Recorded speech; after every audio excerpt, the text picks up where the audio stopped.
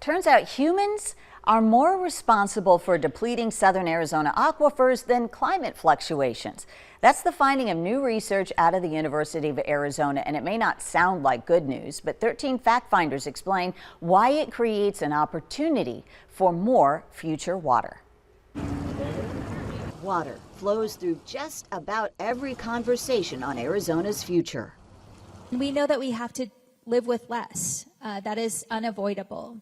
Water has always been one of those issues that you can work across party lines and just make it a nonpartisan issue. But how often do we get a trickle of hope?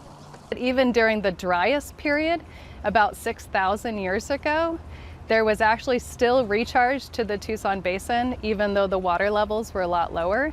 More water replacement than expected. That's what Professor Jennifer McIntosh found in the study she led using water samples from right here on the University of Arizona campus. The water is coming from a pipe that is drawing water 600 feet below the surface. Her team found out how old the water we drink is in the Tucson Basin and what answers it holds about the impact of climate change on the supply. I think it's really exciting to think that the water that we drink holds this record of past climate change, even going back to the end of the last ice age. So when students drink out of a water fountain on campus, that water's up to 20,000 years old. So the water that we drink that comes out of our taps holds this climate record in the same way that tree rings do. And we were able to see that some of the oldest water in the Tucson Basin actually comes from beneath the U of A campus. The good news comes from how much of that ancient groundwater is getting recharged. And we were also really surprised to see that groundwater in the Tucson Basin spans from several years where we get recharge at our washes at the mountain front to hundreds to thousands of years. The water came from the Rincon and Santa Rita Mountains through the washes, winter rain, and snow.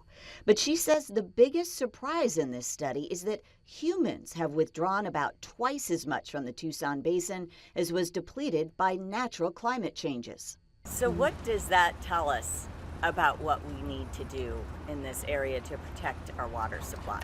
So it tells us that we should be concerned about human extraction as well as climate change, but it also gives us hope. Hope that we can do something to replenish what humans have used, especially using treated effluent like the city of Tucson is already doing in the Santa Cruz. With the Colorado River also declining year after year, this knowledge gives us a path to more water. The study was funded by the USGS and Pima County Regional Flood Control, so they will be using this data together with the city of Tucson to adjust our water plan.